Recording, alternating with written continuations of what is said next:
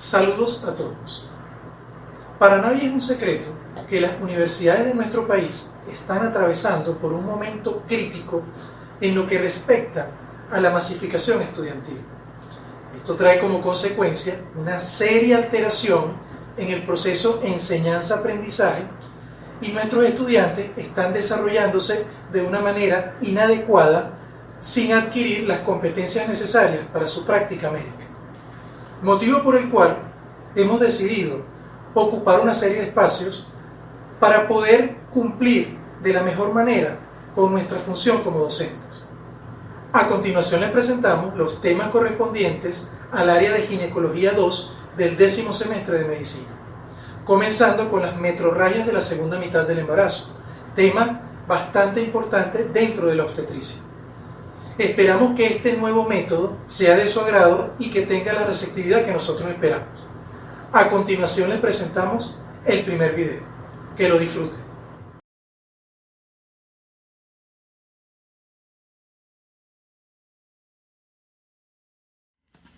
Metrorragias de la segunda mitad del embarazo. La patología hemorrágica durante el embarazo es una causa fundamental en el aumento en la morbimortalidad materna, fetal y perinatal, ya que esta origina complicaciones importantes durante la gestación. En general, las hemorragias de la segunda mitad del embarazo tienen un origen no solamente desde el punto de vista obstétrico, sino también desde el punto de vista ginecológico, inclusive extraginecológico. De allí que las hemorragias las subclasifiquemos en hemorragias ginecológicas, como por ejemplo sangrado postcoital, infecciones como la cervicitis, cáncer cervicuterino, pólipo endometrial, laceraciones, neoplasias, entre otras. Posiblemente esta sea la causa principal de consulta por hemorragia en el embarazo. Extraginecológicas, que pueden ser originadas en el tracto urinario, al tracto anorrectal, como por ejemplo hemorroides, fisura anal, que pueden provocar hemorragia y confundir a la paciente con una hemorragia a través de genitales. Y las metrorragias, que es el tema que nos atañe hoy, en el cual vamos a determinar lo que son las patologías propias del embarazo que originan sangrado. Es decir, el sangrado se origina directamente desde la cavidad uterina hacia el exterior. En primer lugar, aquellas patologías asociadas a una implantación anormal de la placenta, como por ejemplo en este caso la placenta previa, patologías del espectro de acretismo placentario, basa previa.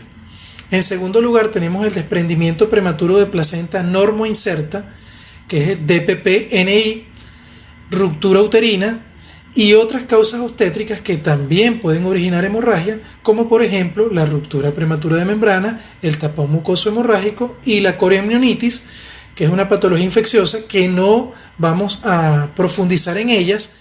Placenta previa.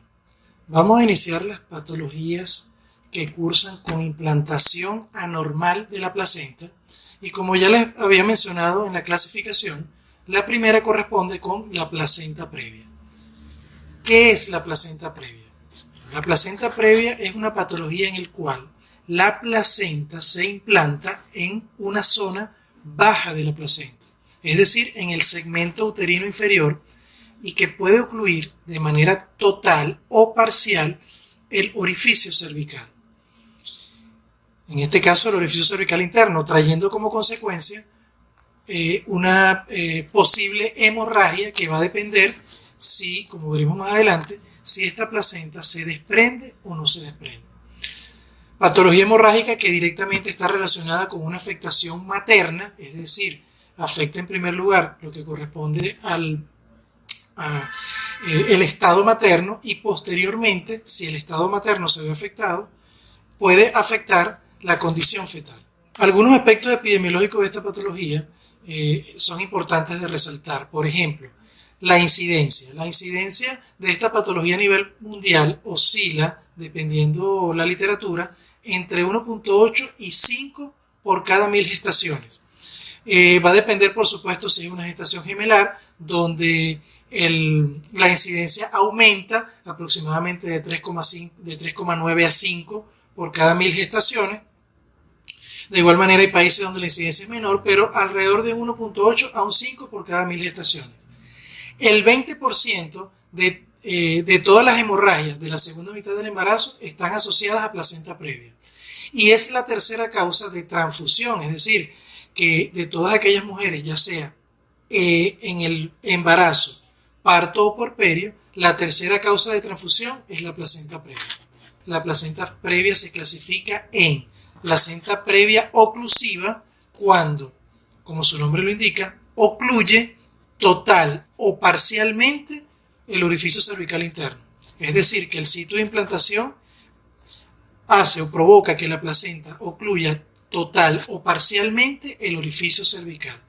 Esto incluye lo que anteriormente se llamaba placenta centrooclusiva o placenta previa total, parcial, etc. Esto se define en un solo concepto que es placenta previa oclusiva. En el caso que la placenta se encuentre en el límite o en el margen del orificio hasta 30 milímetros, esto corresponde con una placenta previa no oclusiva. Es decir, que toda placenta cuyo borde de implantación esté por encima de los 30 milímetros ya no es una placenta previa, correspondería con una placenta de inserción normal.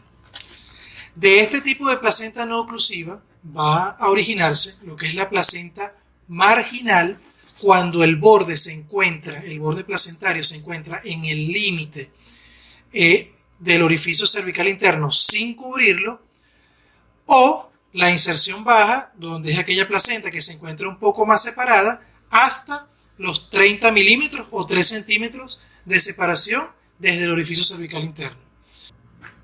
Factores de riesgo. Aquí en factores de riesgo, básicamente vamos a plantear en primer lugar placenta previa anterior, por supuesto.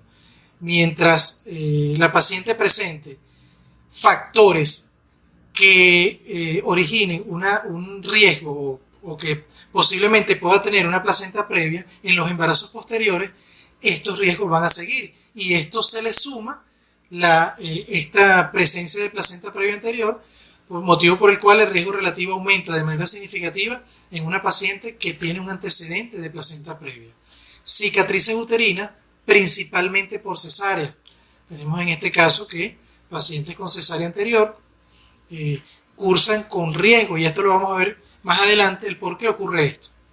Edad materna avanzada, hablamos que pacientes mayores a 35 años tienen un riesgo relativo de aproximadamente 4,8 para tener placenta previa, y este riesgo se incrementa hasta 9 cuando la edad materna sobrepasa los 40 años.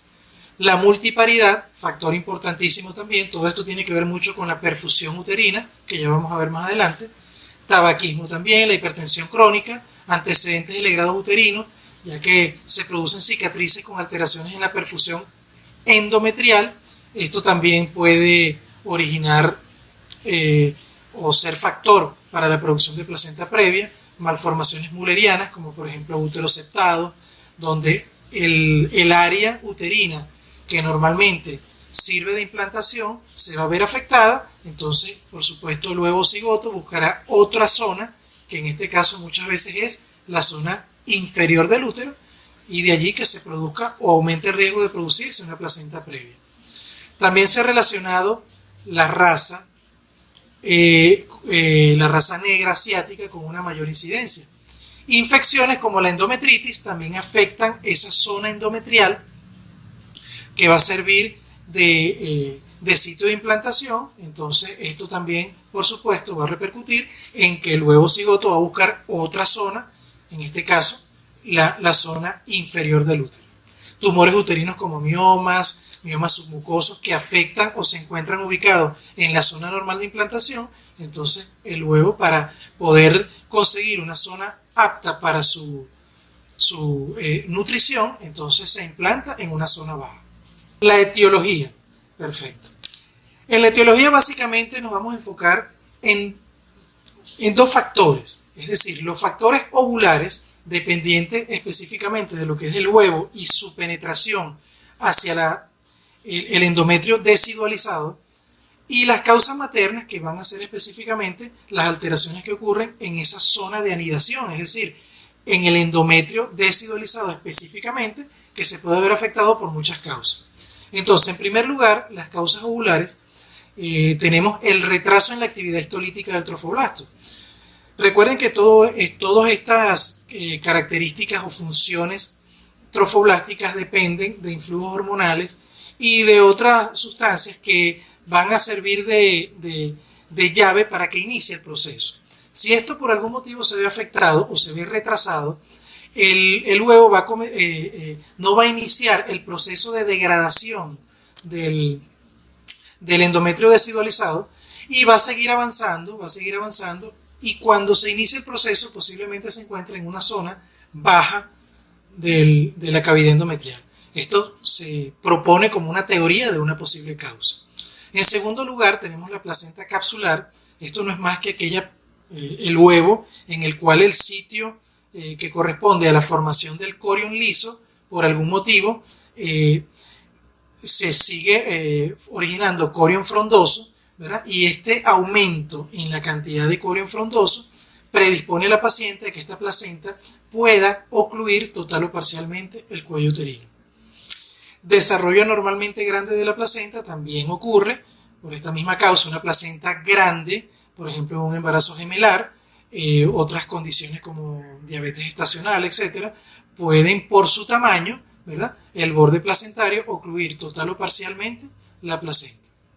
Desde el punto de vista de las causas maternas, tenemos alteraciones endometriales, como ya les mencioné, por ejemplo, las infecciones, los legrados uterinos a repetición, los mismos partos anteriores que van afectando, horadando, degradando de alguna manera este tejido endometrial normal, y se ve afectado no solamente el tejido en sí, sino su perfusión, trayendo como consecuencia que el área de implantación se encuentra totalmente afectado y el huevo cigoto buscará el sitio más apto en ese caso específico, y muchas veces el sitio apto está en la parte inferior del útero.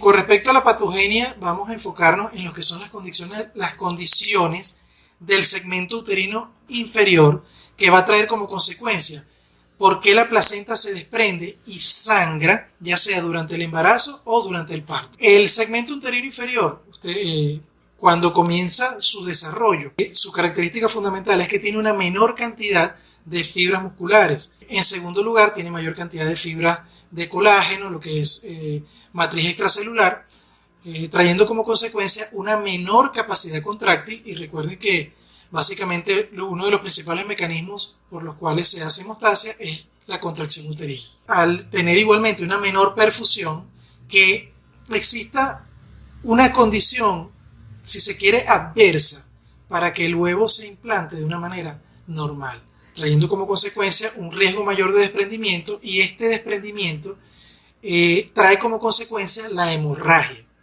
Entonces, durante el embarazo, de acuerdo a las contracciones uterinas tipo A, tipo B, o lo que se conoce como contracciones de Álvarez-Caldeiro y de Braxton-Hicks, pueden traer como consecuencia que esta placenta se desprenda y originar hemorragia durante el embarazo. Ya vamos a ver específicamente cuáles son las características de las hemorragias, las características clínicas, etc.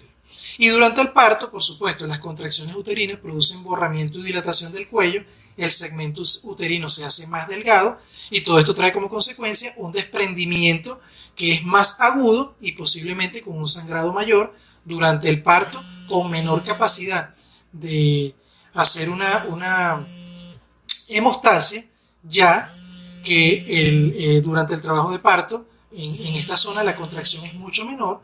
Por eso es que durante el trabajo de parto las hemorragias generalmente o en muchos casos se presentan de manera más abundante.